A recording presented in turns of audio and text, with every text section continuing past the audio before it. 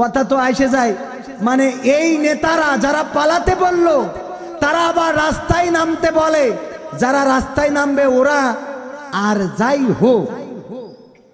আমার মনে হয় ওদের একটু লজ্জা শরম কম, কথা কয় না, এইটুক তো বলা যায় নাকি? মানে অবস্থাটা এমন। আমাদের মাহমুদুল হাসান জিহাদি, উনি ওয়াজ করতেন রাহিমাহুল্লাহ, কবরবাসী হয়েছেন, আল্লাহ তাকে মাফ করুন। এমন জিহাদি ছিল, মানে বক্তৃতার ময়দান গরম করে ফেলতেন। সেই সময় মিডিয়া ছিল না, এত ক্যামেরা, এত লাইটিং, এত মাহফিলের চাকচিক্য ছিল না, কিন্তু সেই সময় জিহাদিপূর্ণ বয়ান করতেন। ওই মানুষটার মুখে আমরা ওয়াজ শুনতে যেতাম ছোটবেলায়। তো একবার বলতেছে, আমি মানে উনি ওয়াজ করে বাড়ি ফিরতেছেন, মোড়ের মাথায় দেখেন যে একজন প্রকৃতির কাজ সারছে, রাত্রে প্রকৃতির কাজ সারা পর্যন্ত পায়খানা করছে। তো চিন্তা করলো রাস্তার পাশে এই কাজ করা তো ঠিক না, বাড়িতে যাইতো টয়লেটে বা একটু নিচেই নামতো। তো একটু লজ্জা দেওয়ার জন্য মোটরসাইকেলের হেডলাইটটা ঘুরাই ধরেছে, যে ও যেন লজ্জা পেয়ে আর জীবনে এই কাজ না করে। ও এত লজ্জা পাইছে যে লুঙ্গি তুলে মুখ ঢেকে চুপচাপ বসে আছে। এটা লজ্জা পাওয়া না? তার মানে নিচে যা হয় হোক, উপর রক্ষা করি আগে। এমন যারা এখন যারা আন্দোলনে নামবে তাদের বলবো, দয়া করে এই নিচে আগলা করে উপর রক্ষা করতে যেও না, তাইলে নিচেও যাবে উপরও যাবে, ঠিক না বেঠে? আজকে আওয়ামী লীগের অফিসিয়াল একটা পেজে, নামই বলে ফেললাম, অফিসিয়াল পেজে, ভেরিফাইড করা পেজে একটা পোস্টার করে ছেড়েছে এবং বলেছে এই দেশ আফগানিস্তান এবং তালেবান হতে আর মাত্র কয়েক কদম বাকি। চোখে পড়েছে আপনাদের? কিন্তু দুঃখজনক হলো যে এখানে ডক্টর ইউনূসের ছবি দিয়েছে প্রধান উপদেষ্টা, অসুবিধা নেই, কিন্তু সাথে আবার দাড়িপাল্লার প্রতীকটা দিয়েছে। প্রতীক তো এদেশে আরো আছে, এই পোস্টারে দাড়িপাল্লার প্রতীক কেন দিতে হবে? জামাতের কেউ আফগানিস্তানে গিয়েছেন? হেফাজতে ইসলামের আল্লামা মামুনুল হক কয়দিন আগে আফগানিস্তানে গিয়েছিলেন। খেলাফত মজলিসের সম্মানিত আমির, ঠিক বলছি তো? গিয়েছিল জানেন কি না? তালেবানদের কাছ থেকে পাগড়ি পরে এসেছে। তো সেই সুবাদে যদি তালেবান করতে চায় তাইলে হেফাজত অথবা খেলাফত, যেহেতু আফগানিস্তানে গিয়েছেন, তো জামাতের কেউ যেহেতু যায় নাই, দাড়িপাল্লা কেন ওই পোস্টারে দিতে হলো? কথা কয় না, হ্যাঁ? মানে যত দোষ, কথা কয় না, যত দোষ মানে চলে গেছে, তাও এখনো আমাদের বিরুদ্ধে ষড়যন্ত্র থেমে যায় নাই। অবস্থাটা এমন, ওই যে বর্ডার দিয়ে মিস্টার বল্টু বাইসাইকেলে করে বালু নিয়ে যাচ্ছে। বাইসাইকেলে কি পুলিশ ধরে বলতেছে, বাইসাইকেলে করে কি পাচার করতেছো? কয় স্যার বালু। স্যার কয় সাইকেলে করে তুমি বালু পাচার করতে চাও? বর্ডার থেকে মানুষ সোনা দানা গয়নাগাটি ফেন্সিডিল ইয়াবা হিরোইন এইগুলো নিয়ে আসে, তুমি বালু নিয়ে আসো কেন? স্যার কি করবো, নিয়ে আসিস।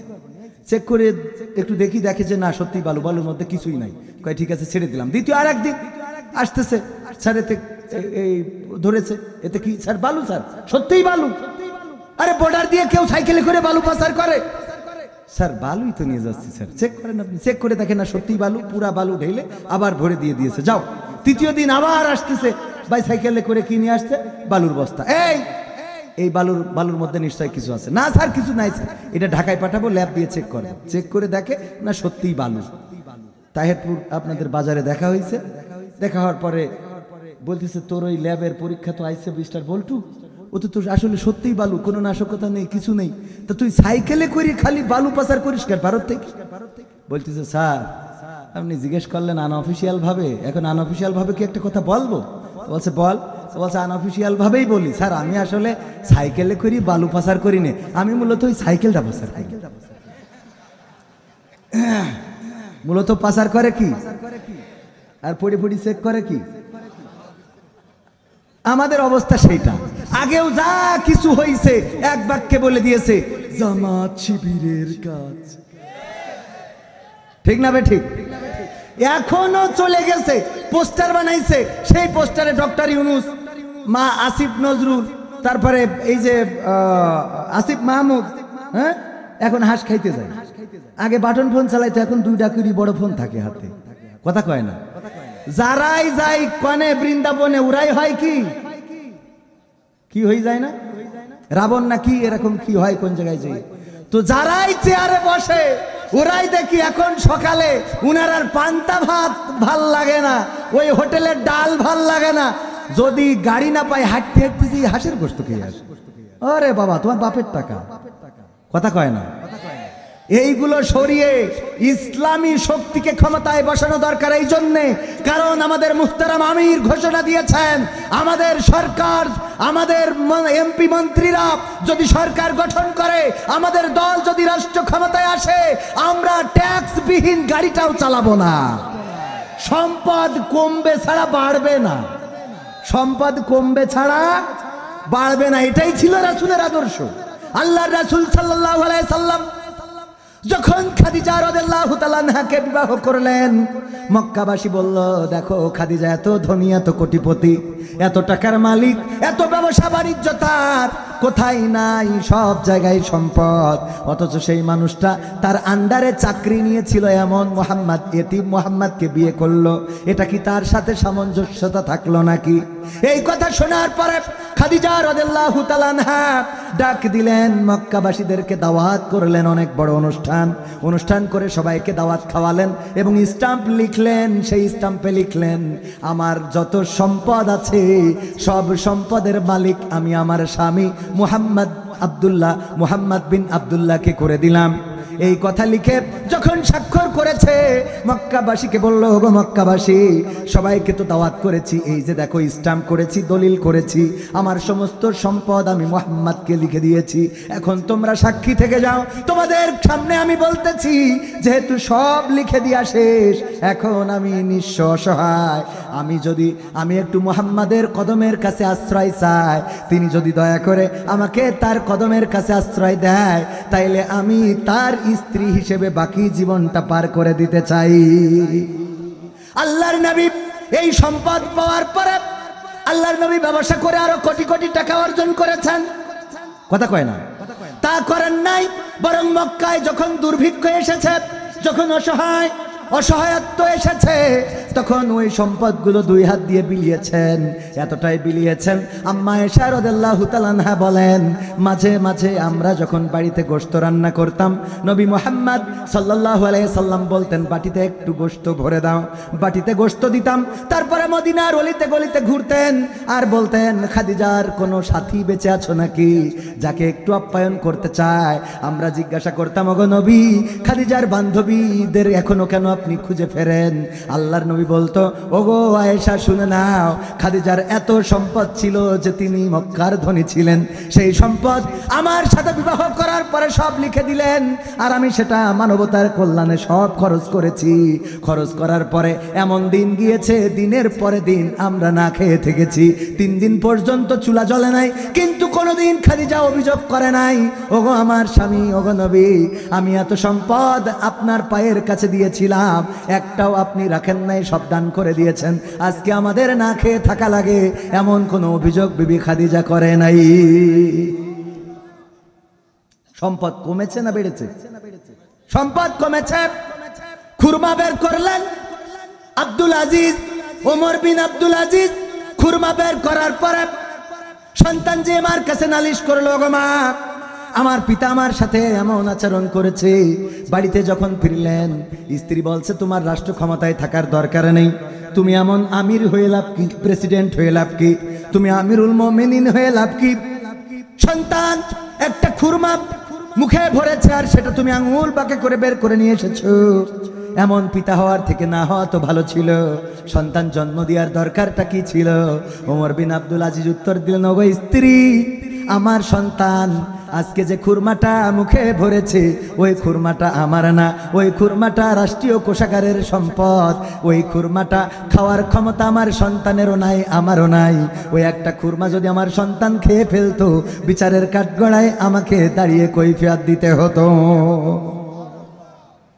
সেই মানুষ তৈরি করে ইসলাম, সেই মানুষ তৈরি করে কোরআন, সেই মানুষ, সেই আদর্শের মানুষ তৈরি হয়।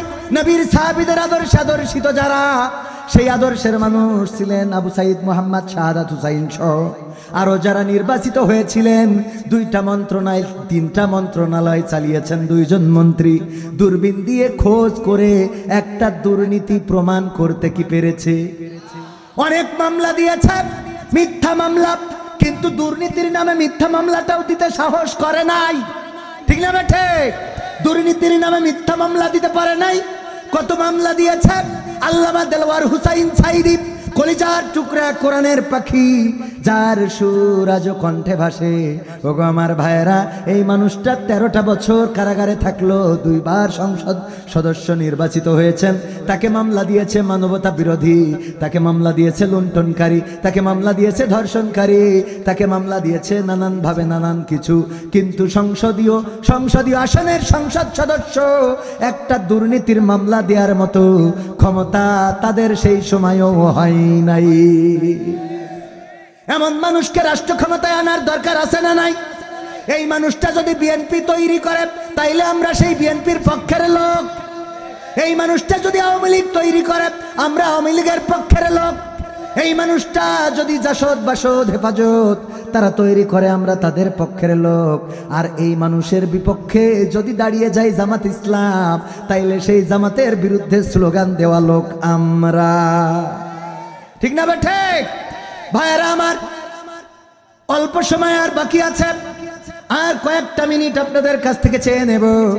যে আয়াতে কারিমা তেলাওয়াত করেছি সূরা ফজর 27, 28, 29, 30 আয়াতটা প্রায় সবার মুখস্থ যখন নাজিল হচ্ছিল, তখন আবু বকর রাদিয়াল্লাহু তাআলা আনহু বললেন, ওগো নবী, এত সুন্দর কথা আল্লাহ বলেছেন, এত চমৎকার কথা, এই কথাগুলো কার জন্য বললেন, কিসের জন্য বললেন?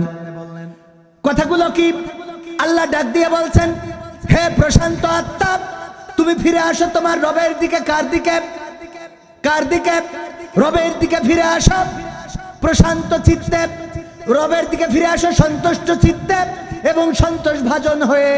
তার মানে যেই রবের দিকে ফিরে আসতে বলছি, সেই রব তোমার উপরে সন্তুষ্ট এবং তুমিও সেই রবের উপরে সন্তুষ্ট ভাবেই চলে আসো, আর দাখিল হয়ে যাও আমার বান্দাদের কাতারে, আর প্রবেশ করো জান্নাতে। পড়েন সুবহানাল্লাহ।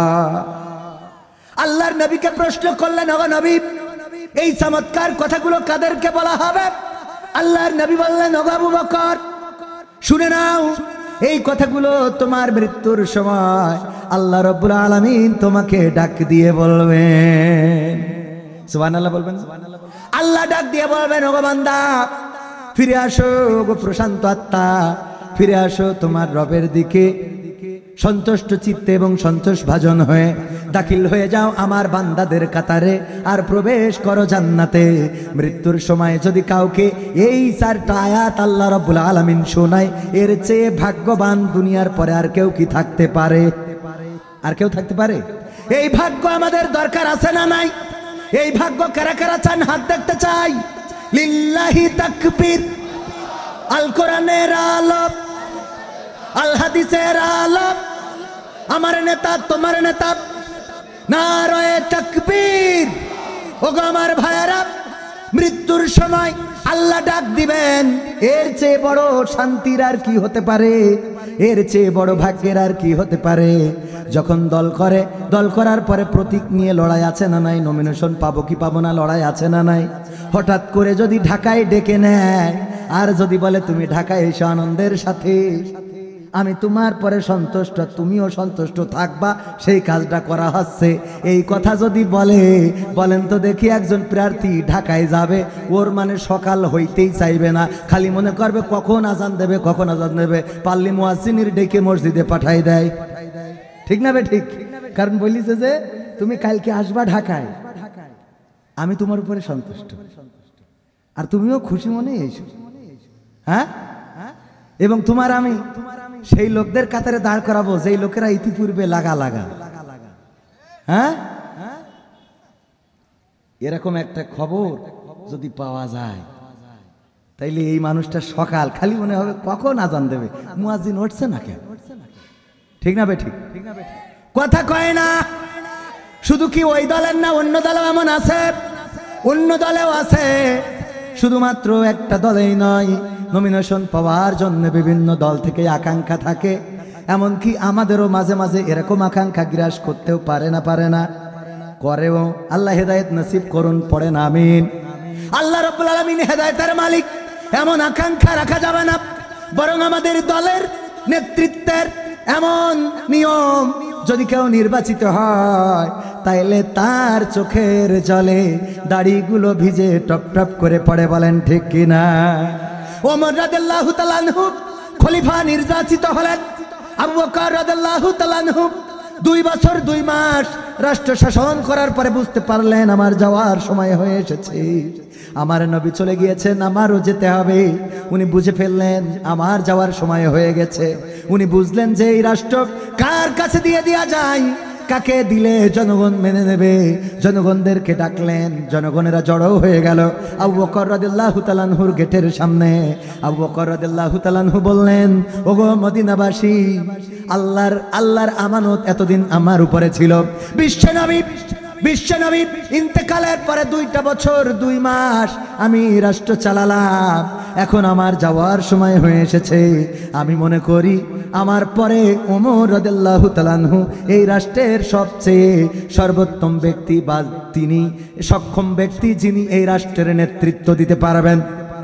সাহাবীরা সবাই দাঁড়ানো, মুহাজির সাহাবী, আনসার সাহাবী, সব 2 দলের সাহাবী সবাই এক বাক্যে মেনে নিলেন, যোগ্য নেতা, যোগ্য নেতৃত্ব আপনি বাছাই করেছেন, আমরা তার হাতে বায়াত নিতে কোনো আপত্তি নাই।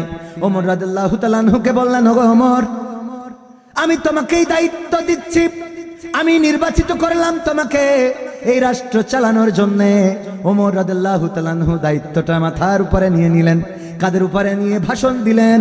প্রথম ভাষণেই বললেন, ওগো আমার জনগণ, তোমাদের কাছে আমার প্রথম বক্তৃতা হলো, রাষ্ট্রীয় সম্পদ এগুলো তোমাদের অধিকার, রাষ্ট্রীয় সম্পদ এগুলো জনগণের অধিকার। এই অধিকারটা তোমরা আমার কাছ থেকে বুঝে নেবে। আমি যদি বুঝে দিতে কার্পণ্য বোধ করি তাইলে তোমরা আমার কাছ থেকে বুঝে নেবে। আমার দ্বিতীয় বক্তব্য হলো, আমি যদি ভুল পথে পরিচালিত হই, আমি যদি কখনো তোমাদের খেদমত করা বাদ দিয়ে ভুল পথে আমার রাস্তা চালাই, তাহলে তোমরা আমাকে পথ দেখিয়ে দেবে। ওমর রাদিয়াল্লাহু তাআলা আনহু ওই সামনে থেকে যত জনগণ ছিল তাদের মধ্য থেকে একজন নাঙ্গা তরবারি উঁচু করে বলল, ওগো ওমর, সিদ্ধান্ত নিলাম আপনি যদি ভুল পথে চলে যান এই তরবারি দিয়ে আপনার পথটা দেখিয়ে দেব।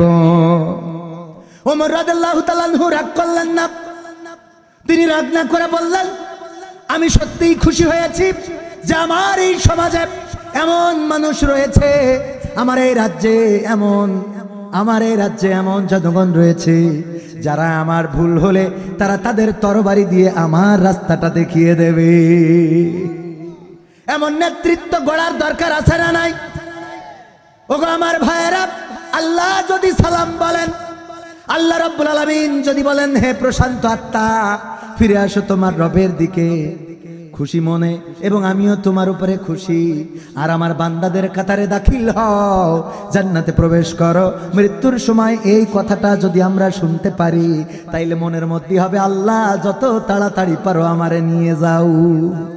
ঠিক না বে ঠিক? আব্দুল কাদের জিলানী রাহিমাহুল্লাহ মাঝে মাঝে চিৎকার করে বলতেন, ওগো রব, তুমি যদি আমাকে জান্নাতে দাও আর আমার সাথে কথা না বলো, আমার পরে যদি না খোঁজ থাকো, যদি আমার খোঁজ খবর না নাও, তাইলে ওই জান্নাত তোমার কাছে আমি চাইবো না। ওগো রব, তুমি যদি আমার জাহান্নামে দাও আর যদি আমার উপরে খুশি হয়ে বলো, ওগো আব্দুল কাদের, তোমার দিন কেমন কাটছে, জাহান্নামে কেমন আছো, যদি এই খবরটা তুমি আমার নাও, তাইলে খবর না নেওয়া জান্নাতের চেয়ে খবর নেওয়া জাহান্নামী আমি বাছাই করে নেব। আল্লাহর সন্তুষ্ট চাইবো, কার সন্তুষ্ট? এইগুলো হলো নফসে মুতমাইন্না, প্রশান্ত আত্মা। সবকিছুর উপরে স্থান দিয়েছেন কাকে? যদি আপনার নফসে মুতমাইন্না হতে হয়, যদি আল্লাহর সন্তুষ্টি যদি পেতে হয়, যদি আল্লাহ আপনার উপরে সন্তুষ্ট থাকবে এটা চান, তাহলে প্রথম কাজ হলো আপনাকে ঘোষণা দিতে হবে, ইন্না সলাতি ওয়া নুসুকি ওয়া মাহিয়ায়া ওয়া মামাতি লিল্লাহি রাব্বিল আলামিন। আপনাকে বলতে হবে, ওগো রব, নিশ্চয় আমার সালাত, আমার কুরবানি, আমার জীবন, আমার মরণ সব কার জন্যে? কার জন্যে? আল্লাহর জন্যে। এই ঘোষণাটা দিতে হবে। আল্লাহর জন্য নিবেদিত প্রাণ যারা ছিলেন, আল্লাহর নবীগণ, আদম আলাইহিস সালাম যখন আল্লাহর বিরাগ ভাজন হয়ে গেলেন, জান্নাত থেকে বের করে দিয়ে দুনিয়ায় পাঠিয়ে দেয়া হলো। এটার পরে ওমর হযরত আদম আলাইহিস সালাম বললেন, আল্লাহ যেহেতু জান্নাতে ছিলাম বের করে দিছাও, আর আমি তোমার ইবাদত করব না। বলেছেন এই কথা? তিনি কি বললেন? রব্বানা যালামনা আনফুসানা ওয়া ইল্লাম তাগফির লানা ওয়া তারহামনা লানাকুনান্না মিনাল খাসিরিন। আদম আলাইহিস সালাম বললেন, ওগো রব, আমি আমার উপরে জুলুম করেছি, তুমি আমার ক্ষমা করো এবং আমার উপরে দয়া করো। তুমি যদি ক্ষমা না করো আর দয়া না করো, তাইলে আমি ক্ষতিগ্রস্তদের মধ্যে পড়ে যাব। তখন ক্ষতিগ্রস্ত কোনো বান্দা ছিল না, তখন ক্ষতিগ্রস্ত ছিল একমাত্র ইবলিশ। ঠিক না বেঠিক? আদম আলাইহিস সালামের সময় কি কোনো লোক ছিল? না, কোনো লোক ছিল না। আদম আলাইহিস সালাম ফরিয়াদ করে বললেন, ওগো রব, তুমি যদি আমাকে ক্ষমা না করো আর দয়া না করো, রহম যদি আমার উপরে না করো, তাইলে আমি ক্ষতিগ্রস্তদের মধ্যে পড়ে যাব। আল্লাহ রাব্বুল আলামিন আমার আদম আলাইহিস সালামের এই ডাক শুনলেন এবং ক্ষমা করে দিয়েছেন না দেন নাই? নফসে মুতমাইন্না আল্লাহর পরেই নিবেদিত প্রাণ হবে, কখনো নিজেকে অন্যভাবে উপস্থাপন করবে না। আমাদের মধ্যে অনেকেই আছে, যদি একটু গরু মারা যায় তাইলে তার আর মসজিদে দেখা যায় না। জিজ্ঞাসা যদি করেন মসজিদে কেন আসো নাই, আল্লাহ গরু মেরে ফেলিস তো মসজিদ যাবো কি? আছে না? সন্তানের রোগ হয়েছে, হাসপাতালে নিয়ে গিয়েছিল, বাগমারাই হয় নাই, রাজশাহীতে। এরপরে নামাজ পড়া ছেড়ে দিয়েছে। কি ব্যাপার, মসজিদে আসো না কেন? নামাজ পড়ি লাভ কি, আমার ছেলের খালি রোগ হয়। আছে না নাই? প্রশান্ত আত্মা যদি হতে হয়, বিপদে পড়লেও শুকরিয়া আদায় করতে হবে কার? যদি কষ্টে থাকেন তাও শুকরিয়া আদায় করবেন কার? আর যদি ভালো থাকেন, সুখে থাকেন, তাও শুকরিয়া আদায় করবেন কার? বিপদে পড়েছেন আল্লাহর নবীরা, কোনোদিন ধৈর্য হারা হন নাই, নিজেদেরকে উৎসর্গ করেছেন। আমার ইব্রাহিম আলাইহিস সালাম যখন আগুনের মধ্যে ফেলে দেয়া হচ্ছে, রশিটা কেটে দিলেই পড়ে যাবে, এই অবস্থায়ও ডাক দিয়ে বলে নাই, ওগো নমরুদ, আমি তোমার দিন মেনে নিলাম, ওগো পিতা, আমি তোমাদের সাথে একমত হয়ে গেলাম। বরং তিনি তার আগে ঘোষণা দিয়েছিলেন, ইন্নী ওয়াজ্জাহতু ওয়াজহিয়া লিল্লাযী ফাতারাস সামাওয়াতি ওয়াল আরদ হানিফাও ওয়া মা আনা মিনাল মুশরিকিন। ইব্রাহিম আলাইহিস সালাম বললেন, ওগো আমার কওমের লোক শুনে নাও, আমি আমার মুখটা ঘুরিয়ে দিলাম তার দিকে যিনি আসমান জমিন সৃষ্টি করেছেন, আর আমি ঘোষণা করে দিলাম, আমি তোমাদের সাথে মিছিলে যাব না, তোমাদের দল করব না, তোমাদের মার্কা নিয়ে ঘুরব না, একমাত্র কার দল করব? কার দল? ইব্রাহিম আলাইহিস সালাম বললেন, তোমাদের ওই মার্কা চলবে না, তোমাদের ওই মার্কা নিয়ে আমি দৌড়াতে পারবো না, মিছিলে যেতে পারবো না, কারণ আমি আমার পথ পেয়েছি, রবের পথ। আল্লাহর প্রতি যখন নিবেদিত প্রাণ হয়ে গেলেন, আগুনে ফেলে দিবেন, ফেরেশতারা এসে বলল, ওগো ইব্রাহিম, আমরা তোমাকে সাহায্য করতে চাই। কেন? কারণ তুমি এখন কষ্টে পড়ে গেছো, বিপদে পড়ে গেছো। আল্লাহ কি পাঠিয়েছে? কয় না। তাইলে কেন এসেছো? আল্লাহর কাছ থেকে অনুমতি নিয়েছি, আল্লাহকে বলেছি, ওগো রব, তোমার খলিল, তোমার বন্ধু আগুনে পুড়বে, এটা কেমন করে মানবো? একটু যদি সাহায্য করতে পাঠাতে। আল্লাহ বলল, যাও, তবে ইব্রাহিম যদি অনুমতি দেয় সাহায্য করবা, আর যদি ইব্রাহিম অনুমতি না দেয় তাইলে ফিরে আসবা। ইব্রাহিম বললেন, তাইলে ফিরে যাও, ব্যাক করো, চলে যাও, আরশে আজিমে রবের কাছে চলে যাও। ইব্রাহিম বললেন, ওগো ফেরেশতারা, কেন তোমাদের ফিরে যেতে বলি? শুনে নাও, তোমরা আমার যে কষ্ট দেখে আমাকে সহযোগিতা করতে এসেছো, তোমাদের থেকে আমার রব আমার কষ্টে, আমার মনের খবর আরো বেশি ভালো জানে। নফসে মুতমাইন্না হওয়ার জন্য নিবেদিত প্রাণ হতে হবে। বিপদে মুসিবতে হাত হারিয়েছেন আলহামদুলিল্লাহ, পা হারিয়েছেন আলহামদুলিল্লাহ, চোখ হারিয়েছেন আলহামদুলিল্লাহ, কোরআনের জন্য সম্পদ হারিয়েছেন আলহামদুলিল্লাহ, জেলে গিয়েছেন আলহামদুলিল্লাহ, রিমান্ডে গিয়েছেন আলহামদুলিল্লাহ, ফাঁসির কাস্টে ঝুলার সময় নাউজুবিল্লাহ, কথা কয় না, তখনও আলহামদুলিল্লাহ। আবার ক্ষমতা পেয়েছেন, পাওয়ার পরে সাদাবাজি দরকার আছে না নাই? বাবা দান করবে, আল্লাহ তার দানকে কবুল করে নাও। আবেগ নিয়ে এসেছেন, যতটুকু পারেন অসহায় মানুষ। ওগো আমার ভাইয়েরা, তাইলে আমরা সন্তুষ্ট থাকবো কার উপরে? আগুনে যখন ফেলা হচ্ছিল, ইব্রাহিম আলাইহিস সালাম তো বলতে পারতেন, ওগো রব, আমি তোমার একাত্মবাদে বিশ্বাসী হওয়ার কারণে আজকে আগুনে ফেলতেছে, সুতরাং তুমি যেহেতু এখনো দেখলে না, খালি রশিটা কাটলেই পড়ে যাব, যেহেতু এখনো দেখো নাই, তাইলে আমি আর তোমার দল করব না। বলেছে এই কথা, একদম রশি কাটার আগ মুহূর্তেও বলে নাই। এবার আল্লাহ বললেন, ইয়া নারু কুনি বারদাও ওয়া সালামান আলা ইব্রাহিম, ওগো আগুন, তুমি আমার ইব্রাহিমের জন্য ঠান্ডা হয়ে যাও। যখন আগুনে ফেলে দিয়েছে, তখন ইব্রাহিম জানেন না যে আগুনটা ফুল বাগানে রূপান্তরিত হবে। তার মানে আল্লাহকে ভালোবেসে আগুনের মধ্যেই ইব্রাহিম আলাইহিস সালাম ঝাঁপ দিয়েছেন। বলেন ঠিক কিনা? আমাদের এমন সিদ্ধান্ত নেওয়ার দরকার আছে না নাই? আমরা জানি না মিছিলে গেলে ফিরে আসবো কিনা।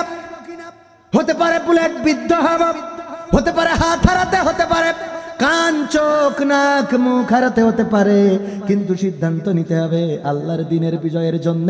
যদি জীবন যায়, জীবন দিতে আপত্তি নাই, বাতিলের কাছে এই মাথা নত হবে। আমাদের রাহবারেরা সেটাই দেখিয়ে গিয়েছেন। ফাঁসির আগে ডাক দিয়ে বললেন, ওগো আমার কলিজার টুকরা সন্তান, ফাঁসির কাস্টে ঝুলবো, বলো দেখি লুঙ্গি পরে যাব নাকি পায়জামা পরে যাব? আমার কবর দেওয়ার জন্য পাবনা সাথিয়ায় কে যাবে? তোমাদের মাকে সাথে নিও না, রাস্তা খারাপ, এবং এত লম্বা জার্নি করলে তোমাদের মা অসুস্থ হয়ে যেতে পারে। এই ফাঁসির আগে এমন স্বাভাবিক কথা পৃথিবীর কোনো মানুষ বলতে পারে না, শুধু সে ছাড়া, যে বলেছে ইন্না সলাতি ওয়া নুসুকি ওয়া মাহইয়ায়া ওয়া মামাতি লিল্লাহি রাব্বিল আলামিন। আর আল্লাহ রাব্বুল আলামিন এই আত্মাদেরকেই ডাক দিয়ে বলবেন, ওগো নফসে মুতমাইন্না, ফিরে আসো তোমার রবের কাছে সন্তুষ্ট হয়ে এবং সন্তোষ ভাজন হয়ে, আর আমার বান্দাদের কাতারে দাখিল হয়ে যাও। তার মানে নবী ওলিদের কাতারে দাখিল হয়ে যাও। নবী ইউনূস আলাইহিস সালাম প্রশান্ত আত্মা কেমন গুণ ছিল, যখন নৌকা থেকে ফেলে দেওয়া হয়ে গেল, মাছের পেটের মধ্যে চলে গেল, মাছ গিলে নিল। এরপরে ইউনূস বলল, আল্লাহ তোমার দিন প্রচার করি, কেউ মানতেও চায় না, আবার নৌকায় চড়লাম তাও ফেলাই দিলে নদীতে, মাছেও গিলে নিল, আজকের থেকে এই দল করা বাদ। বলেছেন কি বললেন? লা ইলাহা ইল্লা আনতা সুবহানাকা ইন্নী কুনতু মিনাজ জালিমিন। ওগো রব, তুমি মহাপবিত্র, তুমি অনেক বড়, তুমি অনেক বড় পবিত্র, তোমার মতো পবিত্র কেউ নাই। ওগো আল্লাহ, তুমি আমাকে ক্ষমা করো, আমি তো জুলুম করে ফেলেছি, আমি জালিমদের অন্তর্ভুক্ত হয়ে গিয়েছি, তুমি আমাকে ক্ষমা করো। আল্লাহ রাব্বুল আলামিন ইউনূস আলাইহিস সালামের ডাকের সাড়া দিলেন, বললেন, ওগো ইউনূস, তুমি ডাক দিয়েছ, তোমার চিৎকার পৃথিবীর কোনো মানুষ শোনে নাই, ওই নৌকার মাঝি শোনে নাই, তোমার চিৎকার তোমার বন্ধুরা শোনে নাই, তোমার পিতামাতা শোনে নাই, আমি আরশে আজিম থেকে শুনলাম, আর মাছের পেটের মধ্যে যন্ত্রণা বাড়িয়ে দিলাম, মাছ আবার তোমাকে নিরাপদ স্থানে ল্যান্ড করে চলে গেল। বলেন আল্লাহু আকবার। এই হলো নফসে মুতমাইন্নার গুণ, আল্লাহর প্রতি নিবেদিত। বিপদে পড়লেও ডাকবেন কাকে? হযরত আইয়ুব আলাইহিস সালাম, সমস্ত শরীরে কুষ্ঠ, সমস্ত শরীরে ঘাপ, পোকাগুলো কিলবিল করে গোশতগুলো খেয়ে যায়, কোনোদিন অভিযোগ করে নাই জিহ্বায় পোকা ধরে গেল। এবার জিহ্বায় পোকা ধরে জিহ্বা খাওয়া শুরু করে দিল। হযরত আইয়ুব আলাইহিস সালাম চিৎকার করে বললেন, ওগো রব, তুমি আমার সন্তান কেড়ে নিয়েছো, আমার সম্পদ কেড়ে নিয়েছো, আমার কাজের মানুষগুলো কেড়ে নিয়েছো, আমার স্ত্রীদের রহিমাবাদে সব কেড়ে নিয়েছো, আমি কোনো অভিযোগ করি নাই, আমার শরীর স্বাস্থ্য নষ্ট হয়েছে, আমি অভিযোগ করি নাই, আমার ঘায়ে পোকা, আমার গায়ে পোকা হয়েছে, আমার ঘাগুলোতে পোকা কিলবিল করে, অভিযোগ করি নাই। ওগো রব, আজকে তোমার কাছে অভিযোগ করা ছাড়া তো আর কোনো রাস্তা খুঁজে পেলাম না। ওগো আল্লাহ, তুমি যদি আমার জিহ্বাটা পোকা দিয়ে খাওয়ায় ফেলো, তাইলে আমি কেমন করে তোমার জিকির করব, তোমার প্রশংসা করব? তুমি দয়া করে আমার সমস্ত শরীর নষ্ট করে দাও, কিন্তু জিহ্বাটা অক্ষুণ্ণ রেখে দাও, যেন আমি এই জিহ্বা দিয়ে তোমার জিকির, তোমার প্রশংসা, তোমার তাসবিহ করতে পারি। পড়েন আল্লাহু আকবার। আল্লাহ রাব্বুল আলামিন বললেন, ওগো আইয়ুব, আমার পরীক্ষা নেওয়ার পালা শেষ, এত কষ্ট দিলাম, এত নির্যাতন করলাম, তারপরেও আমারে ভুলো নাই, আমার জিকির করাটা ছাড়ো নাই। তোমার জিহ্বাটা যখন পোকা দিয়ে খাইয়ে দিচ্ছি, তখন তুমি অভিযোগ করে বসলে শুধুমাত্র আমার জিকির করার জন্য জিহ্বাটা ফেরত চাও। আমি আল্লাহ তোমার জিহ্বার সাথে তোমার শরীর, সম্পদ, সন্তান, স্ত্রী সব কিছু আবার ফেরত দিয়ে দিলাম। মুসা আলাইহিস সালাম নদীর কিনারায় দাঁড়িয়ে গেলেন। নফসে মুতমাইন্নার গুণ বলছি, নদীর কিনারায় দাঁড়িয়ে গেলেন। এবার সাহাবীরা একটু বেতাড়া ছিল। মুসা আলাইহিস সালামের সাহাবীরা খুব বেকায়দা ছিল। ওরা বসে পড়ে খাইতো মান্না সালোয়া, তাও পছন্দ হয় না। ভাই এই খাবার দেওয়ার দরকার নেই, যদি রোমান্টিক খাবার দিতে পারে দিক, না দিলি দরকার নেই, রান্না করে খাবো। কত বড় শয়তান, মানে কত বড় বেতাড়া ছিল, বুঝতে পারছেন তো? নদীর কিনারায় পৌঁছে গেছে। মুসা আলাইহিস সালামকে বলল, ওগো মুসা, এতদিন ধরে বারবার বলেছি আমরা তোমার ওই আল্লাহর ইবাদত না করে নমরুদের কথা মেনে নিই, ফেরাউনের কথা মেনে নিই, সেটাই ভালো। এখন তুমি আমাদের এই 12টা গোত্রকে এমন জায়গায় এনে দাঁড় করিয়েছো যে এখন স্যারেন্ডার করলেও উপায় নেই। হয় নদীতে চুবানি খাইতে হবে, নাই ফেরাউনের বাহিনীর হাতে জীবনটা চলে যাবে। মুসা বলো এখন কি করবা? মুসা আলাইহিস সালাম টেনশনে মাথা খারাপ হয়ে যাচ্ছে। হয়েছে এরকম, রিল্যাক্সে দাঁড়িয়ে আছেন। নমরুদের বাহিনী খুব কাছাকাছি, আরো কাছে, আরো কাছে। মুসা আলাইহিস সালাম হুঁশ হারালেন না, হতাশ হলেন না, কারণ তিনি জানেন আমার আল্লাহ বলেছেন লা তাকনাতু মির রাহমাতিল্লাহ, আমার রহমত থেকে নিরাশ, আল্লাহর রহমত থেকে নিরাশ হতে নিষেধ করেছেন। নফসে মুতমাইন্নার গুণ নদীর কিনারায় দাঁড়িয়ে রয়েছেন, আর ফেরাউনের বাহিনী এগিয়ে আসে, তবুও কোনো স্যারেন্ডার নয়, কোনো টেনশন নয়, কোনো দুঃখ নয়। খুব কাছে আসার পরে আল্লাহ বললেন, ওগো মুসা, হাতের লাঠিটা দিয়ে কি করো? কয় পাতা পাড়ি ছাগলরে খাওয়ায়, পথের পাথর সরায়। বলল নদীতে বাড়ি দাও। নদীতে বাড়ি দিলেন, 12টা রাস্তা করে দিলেন। কি 12টা গোত্র রাস্তা দিয়ে পার হয়ে গেল। ওগো আমার ভাইরা, এই হলো নফসে মুতমাইন্না ইসমাইল আলাইহিস সালাম। তাকে কুরবানি করার জন্য নিয়ে যাচ্ছেন ইব্রাহিম আলাইহিস সালাম। যখন ময়দানে নিয়ে গেল, যাওয়ার পরে বলছেন, ইয়া বুনাইয়া ইন্নী আরা ফিল মানামি আন্নী আযবাহুকা ফানজুর মাযা তারা। ওগো আমার কলিজার টুকরা সন্তান, আমি স্বপ্নে দেখেছি আমি তোমাকে জবাই করছি, এখন তোমার ওপিনিয়ন কি, তোমার মতামত কি বলো? ইসমাইল বলতেছে, আমার ছোটবেলায় মরুভূমিতে রেখে গেলে মার কাছে, যেখানে পানি ছিল না, যেখানে নদী ছিল না, খাবার ছিল না, ঘর ছিল না, বাড়ি ছিল না, ফুল ছিল না, পাখি ছিল না, ছায়া ছিল না, যেখানে বসবাসের উপযোগী ছিল না, এমন জায়গায় আমার মা এবং আমাকে ফেলে রেখে চলে গিয়েছেন।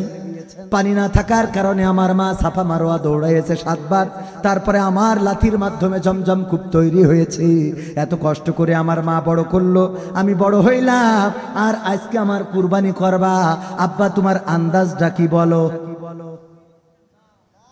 বলেছেন এ কথা? কত সুন্দর। নফসে মুতমাইন্না শিশু নবী, তখন শিশু। বললেন, ইয়া আবাতি ফাল মা তুমারু সাতাজিদুনি ইনশাআল্লাহু মিনাস সাবিরিন। ওগো আমার বাবা, ওগো আমার পিতা, আপনি আপনার স্বপ্ন দেখা কাজটা শেষ করেন, যেটা স্বপ্নে দেখেছেন সেটাই পালন করে ফেলেন, নিশ্চয় আপনি আমাকে ধৈর্যশীলদের মাঝে খুঁজে পাবেন। নফসে মুতমাইন্না একের পর এক মামলা, রিমান্ডের পরে রিমান্ড, জেলের পরে জেল, জুলুমের পরে জুলুম। অফার দেয়া হলো, মন্ত্রিত্ব দেয়া হবে, অফার দেয়া হলো, যদি রাজনীতি না করেন, এই ঘোষণা দেন, তাইলে মুক্তি দেয়া হবে। জেল মেনে নিয়েছেন, জুলুম মেনে নিয়েছেন, রিমান্ড মেনে নিয়েছেন, কিন্তু বাতিলের কাছে আপোষ করেন নাই, মাথা নত করেন নাই, বরং আল্লাহর কাছে নফসে মুতমাইন্না প্রশান্ত আত্মা হিসাবে আল্লাহর কাছে হাজিরা দিয়েছেন। বলেন ঠিক কিনা? এরাই হলো আল্লাহর বান্দা। এরা কার বান্দা? শর্ট কথা হলো, যদি আপনি নফসে মুতমাইন্নার অধিকারী হতে চান, আল্লাহ আপনাকে ডাক দিক, বলুক যে হে প্রশান্ত আত্মা, ফিরে আসো তোমার রবের কাছে, আর সন্তুষ্ট থাকো এবং আমিও তোমার উপরে সন্তুষ্ট। দাখিল হও আমার বান্দাদের কাতারে প্রবেশ করো জান্নাতে। এই ডাকটা যদি মৃত্যুর সময় শুনতে হয় তাইলে আমার নবী, আমার সাহাবী, আমার ওলি আউলিয়া এবং ইসলামী আন্দোলনের নেতাকর্মীরা যেভাবে নিজেদের ত্যাগ স্বীকার করে গেছেন, এমন ত্যাগ স্বীকার যদি করতে পারেন তবে আল্লাহ রব্বুল আলামিন আপনাকে নফসে মুতমাইন্নার অধিকারী বানাবেন। পড়েন সুবহানাল্লাহ। রাজি আছেন নফসে মুতমাইন্না হইতে? আল্লাহ আমাদের ডাক দিকে এটা চান। এটা যদি চান তাইলে এরকম অসংখ্য ঘটনা বলতে পারব। সময় বড় অল্প। আমার সভাপতি সাহেব বলেছিলেন 12:30টার মধ্যে শেষ করার জন্য, কিন্তু একটু পার হয়ে গেছে। দু একটা সঙ্গীত কি আর শোনাবো নাকি? শোনাবো? কি হবে বেঁচে থেকে অযথা বিদ্যা শিখে যদি না গড়তে পারি শোষণবিহীন সমাজটাকে? কি হবে বেঁচে থেকে? কি হবে ছাত্র সেজে চুমু খেয়ে সনদ খানা যদি হয় বিদ্যালয়টা গাঞ্জাখোরদের আড্ডাখানা? কি হবে ছাত্র সেজে চুমু খেয়ে সনদ খানা যদি হয় বিদ্যালয়টা নায়িকাদের আড্ডাখানা? এর কি হবে যুবক নামের বোঝা হয়ে এই ধরাতে যেখানে মা বোনেরা ধর্ষিতা হয় দিনে রাতে? ধর্ষণ আছে না নাই? কি হবে যুবক নামের বোঝা হয়ে এই ধরাতে যেখানে মা বোনেরা ধর্ষিতা হয় দিনে রাতে? যৌবনের সার্থকতা ঘুচিবে সকল ব্যথা, যৌবনের সার্থকতা ঘুচিবে সকল ব্যথা। পারো যদি বলি দিতে মানুষরূপী পশুটাকে, পারো যদি বলি দিতে মানুষরূপী পশুটাকে? কি হবে বেঁচে থেকে অযথা বিদ্যা শিখে যদি না গড়তে পারি শোষণবিহীন সমাজটাকে? কি হবে বেঁচে থেকে? কি হবে লেখালেখি কলমবাজির ওই মহড়া সমাজের আসল চিত্র যদি না যাই তুলে ধরা? কি হবে টিভি চ্যানেল সাংবাদিকের এই ক্যামেরা সমাজের আসল চিত্র যদি না যাই ভিডিও করা? যদি ওই ঘুষের বলে কলমটা উল্টো চলে, যদি ওই হ্যালো কলে ক্যামেরা উল্টো বলে, তবে কি যাবে রোখা দুর্নীতিকে? তবে কি যাবে রোখা দুর্নীতিকে? কি হবে বেঁচে থেকে অযথা বিদ্যা শিখে যদি না গড়তে পারি শোষণবিহীন সমাজটাকে? কি হবে বেঁচে থেকে? কি হবে নামাজ রোজা ইমানদারির বড়াই করে যদি এই খোদার কলম নর্দমাতে থাকে পড়ে? কি হবে নামাজ রোজা ইমানদারির বড়াই করে যদি এই খোদার কোরআন নর্দমাতে থাকে পড়ে? মসজিদের কোণে বসে জিকির যত করো খুশি, মসজিদের কোণে বসে তাসবিহ যত টানো ঠেসে, এভাবে যায় না পাওয়া আল্লাহকে, এভাবে যায় না পাওয়া আল্লাহকে। কি হবে বেঁচে থেকে অযথা বিদ্যা শিখে যদি না গড়তে পারি শোষণবিহীন সমাজটাকে? কি হবে বেঁচে থেকে? কি হবে আলেম হয়ে ইমাম সেজে মসজিদেতে পারো যদি সত্য কথা উচ্চ স্বরে না বলিতে? এমন আলেম আছে না নাই? আবার অনেক মসজিদ আছে যেই মসজিদে সত্য কথা উচ্চ স্বরে বলতে দেয় না। মসজিদের সভাপতি সুদখোর, ইমাম যদি সুদের ওয়াজ করে সভাপতি সাহেব ইমামকে ডেকে বলে, ওগো ইমাম নতুন নিয়োগ দিলাম, আমি যে সুদ খাই আপনারে বলি দেশকে? কয় আমি কি করে জানবো? আমি তো রাজশাহী থেকে এসেছি যশোর ইবাদত ইমামতি করার জন্য, আমি জানার কথা না। বললাম নিশ্চয় কেউ বলেছে, না হইলে আজকে সুদের ওয়াজ কেন করলেন? কয় সুদের ওয়াজ করেছি কোরআনে আছে তাই। কোরআন বলেছে ব্যবসাকে হালাল করেছি, সুদকে হারাম, তাই বলেছি। কই বলেছেন ভালো কথা, কিন্তু দেখছিলাম যখন বয়ান করেছিলেন তখন বারবার আমার দিকে তাকাচ্ছিলেন, বারবার কি আমার দিকে তাকাচ্ছিলেন। কি হবে আলেম হয়ে ইমাম সেজে মসজিদেতে পারো যদি সত্য কথা উচ্চ স্বরে না বলিতে? চাকরির ভাই করো যদি ছেড়ে দাও ইমামতি, চাকরির ভাই করো যদি ছেড়ে দাও ইমামতি। কি হবে ধোকা দিয়ে আল্লাহকে? কি হবে ধোকা দিয়ে? কি হবে নেতা হয়ে জনবলে ঘাড় ফুলিয়ে রাজশাহী গরম দেখে যদি থাকো ঘরে শুয়ে? এমন নেতা আছে না নাই? নেতা বলল খেলা হবে পালাবো না, বলেছে না বলে নাই? অথচ এখন কি আল্লাহর ওলিরা আছে? কি হবে নেতা হয়ে জনবলে ঘাড় ফুলিয়ে? আবার কথা এসে যায়, টাইম তো শেষ, কথা তো এসে যায়, মানে এই নেতারা যারা পালাতে বলল তারা আবার রাস্তায় নামতে বলে। যারা রাস্তায় নামবে ওরা আর যাই হোক, আমার মনে হয় ওদের একটু লজ্জা শরম কম। কথা কয় না, এইটুক তো বলা যায় নাকি? মানে অবস্থাটা এমন, আমাদের মাহমুদুল হাসান জিহাদি উনি ওয়াজ করতেন রাহিমাহুল্লাহ, কবরবাসী হয়েছেন, আল্লাহ তাকে মাফ করুন। এমন জিহাদি ছিল, মানে বক্তৃতার ময়দান গরম করে ফেলতেন। সেই সময় মিডিয়া ছিল না, এত ক্যামেরা, এত লাইটিং, এত মাহফিলের চাকচিক্য ছিল না, কিন্তু সেই সময় জিহাদিপূর্ণ বয়ান করতেন। ওই মানুষটার মুখে আমরা ওয়াজ শুনতে যেতাম ছোটবেলায়। তো একবার বলতেছে, আমি মানে উনি ওয়াজ করে বাড়ি ফিরতেছেন, মোড়ের মাথায় দেখেন যে একজন প্রকৃতির কাজ সারছে, রাত্রে প্রকৃতির কাজ সারা পর্যন্ত পায়খানা করছে। তো চিন্তা করলো রাস্তার পাশে এই কাজ করা তো ঠিক না, বাড়িতে যাইতো টয়লেটে বা একটু নিচেই নামতো। তো একটু লজ্জা দেওয়ার জন্য মোটরসাইকেলের হেডলাইটটা ঘুরাই ধরেছে, যে ও যেন লজ্জা পেয়ে আর জীবনে এই কাজ না করে। ও এত লজ্জা পাইছে যে লুঙ্গি তুলে মুখ ঢেকে চুপচাপ বসে আছে। এটা লজ্জা পাওয়া না? তার মানে নিচে যা হয় হোক, উপর রক্ষা করি আগে। এমন যারা এখন যারা আন্দোলনে নামবে, তাদের বলবো দয়া করে এই নিচে আগলা করে উপর রক্ষা করতে যেও না, তাইলে নিচেও যাবে উপরও যাবে। ঠিক না বেঠে? 14টা মাস সহ্য হয় না, 16টা মাস সহ্য হয় না, 17টা মাস সহ্য হয় না, অথচ আমরা 17টা বছর জুলুম সহ্য করলাম, নির্যাতন সহ্য করলাম, অপমান সহ্য করলাম, রিমান্ড সহ্য করলাম, এমনকি ফাঁসির কাস্টে ঝুলে ঝুলে আমাদের বান্দাদেরকে, আমাদের রাহবারদেরকে বিদায় করা হলো। এই সব আমরা মেনে নিলাম, আর তোমাদের 16টা মাস 17টা মাস সহ্য হচ্ছে না। এখন কি বুঝতে পারছাও আমাদের কত জ্বালান জ্বালাইছো? কথা কয় না? যদি চুপ থাকো ভালো, কিন্তু যদি চুপ না থাকো তাইলে অরাজকতা আসতে পারে না, পারে না। যারা ওই বাসে হামলা করছে, ককটেল ফুটাচ্ছে, বাসে আগুন দিয়েছে, জ্বলন্ত মানুষ পুড়ে আঙ্গার হয়ে গেছে, ঘুমন্ত মানুষ। যেই মানুষটা মারা গেল তার বাড়ি সন্তান আছে না নাই? যেই মানুষটা মারা গেল হয়তো সে জামাতও করে না, বিএনপিও করে না, হয়তো সে জুলাইয়ের পক্ষের লোকও না, হতে পারে আওয়ামী লীগেরই লোক। যারা বাস চালায় ওরা সব কি জামাত ইসলাম? সব বিএনপি। সুতরাং যারে মারো, যাই বাসে আগুন ধরালে, যাকে পুড়াইয়ে মারলে, ওই মানুষটার এই মৃত্যুর জন্য একেতে 16টা বছর খুন করেছো নির্বিচারে, আবার এখন যে গোপনে খুন করতেছো, আল্লাহ কিন্তু বরদাস্ত করবে না। করবে? আল্লাহ বরদাস্ত করবে না।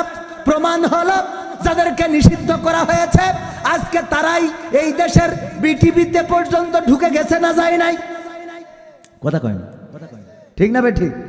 ভাইরা আমার, গানটা শেষ করি না, গানটা শেষ করি। কি হবে নেতা হয়ে জনবলে ঘাড় ফুলিয়ে, রাজপথ গরম দেখে যদি থাকো ঘরে শুয়ে, এর সেই সেজে গুজে ভিলেনের সঠিক পদে, এর সেই সেজে গুজে ভিলেনের সঠিক পদে, দিয়ে দাও অভিনয়ে জীবনটাকে, দিয়ে দাও অভিনয়ে জীবনটাকে। কি হবে বেঁচে থেকে অযথা বিদ্যা শিখে, যদি না গড়তে পারি শোষণবিহীন সমাজটাকে? কি হবে বেঁচে থেকে? কি হবে আকাশ ছোঁয়া বিলাসবহুল বাড়ি গাড়ি, না খেয়ে কত মানুষ পরপারে দিচ্ছে পাড়ি? কি হবে আকাশ ছোঁয়া বিলাসবহুল বাড়ি গাড়ি, না খেয়ে কত মানুষ পরপারে দিচ্ছে পাড়ি? আজরাইল আসবে যবে মাটিতেই পড়ে রবে, আজরাইল আসবে যবে মাটিতেই পড়ে রবে, কোনো কাজে লাগবে না ওই প্রাসাদটাকে, কোনো কাজে লাগবে না ওই প্রাসাদটাকে।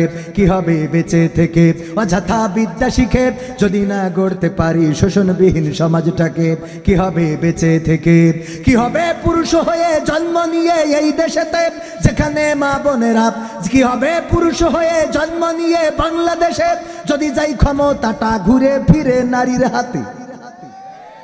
নারীর হাতে কি ক্ষমতা যেতে দেওয়া যাবে? মা বোনেরা পর্দার অন্তরালে আছেন, অল্প সময় শুধু নসিহা এতটুকু। আমার আল্লাহ বললেন ওয়াকরনা ফি বুয়ুতিকুন্না ওয়ালা তাবাররাজনা তাবাররুজাল জাহিলিয়াতিল উলা। ওগো নারীরা পর্দার মধ্যে থাকো, জাহিলি যুগের মেয়েদের মতো সাজুগুজু করে নিজেদেরকে প্রদর্শন করে বেড়ায়ও না। আমার মা বোনেরা রাজশাহীবাসী, আমার মা বোনেরা তাহিরপুরবাসী, বাগমারাবাসী, আপনাদের কাছে আপনাদের পায়ে হাত দিয়ে বলি দয়া করে পর্দা করে চলেন, কারণ এই রূপের সৌন্দর্য চিরদিন থাকবে। যেই রূপটায় আপনি লিপস্টিক লাগান, এই রূপটা দিয়েছেন কে? যেই রূপে আপনি টিপ পরেন, যেই নখে আপনি বিভিন্ন রকম কালার মারেন, এই নখও কার দান। সুতরাং এইগুলো আল্লাহ যেহেতু দিয়েছেন, সুতরাং আল্লাহর কাছে মাথাটা অবনত করেন। নফসে মুতমাইন্না যদি হতে হয়, ফিরাউনের স্ত্রী আসিয়ার মতো হতে হবে। ফিরাউন ছিল সবচেয়ে বড় জালিম এবং সবচেয়ে বড় জাহিল, আর তার স্ত্রী ছিল সবচেয়ে বড় ইমানদার। বলেন ঠিক কিনা? স্বামীর খেদমত ছেড়ে দেন নাই, স্বামীর সাথে খারাপ আচরণ করেন নাই, স্বামীকে কোনোদিন গালমন্দ করেন নাই, স্বামীর সাথে অন্যায় আচরণ করেন নাই। শুধুমাত্র একটা ছাড়া স্বামীর সব হুকুম মেনেছেন, সেটা হলো স্বামী বলল আনা রব্বুকুমুল আলা, আর আসিয়া বলল আমি রব হিসেবে আমার আল্লাহকে মেনে নিয়েছি। এমন নারী হওয়ার দরকার আছে না নাই? আল্লাহ সবাইকে কবুল করুন, পড়েন আমিন। নাঙ্গল নৌকা সব দেখা শেষ, নাঙ্গল নৌকা সব দেখা শেষ, দেখা হইছে ধানের শীষ, দেখা হইছে ধানের শীষ, এবার না হয় ভালোবাসা দাড়ি পাল্লায় ভুট্টা দিস।